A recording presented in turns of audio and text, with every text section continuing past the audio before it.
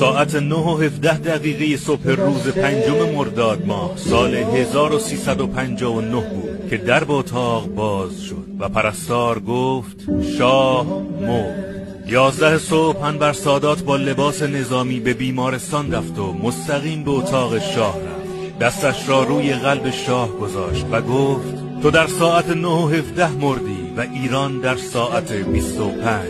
آن روز کسی نفهمید انور سادات چه گفت و معنی ساعت 25 چیست. این خبر به ایران رسید. روزنامه کیهان و اطلاعات با خط درشت نوشتند شاه مرد. عده‌ای از مردم شاد شدند، در خیابانها رقصیدند. خبری از گشت ارشاد نبود.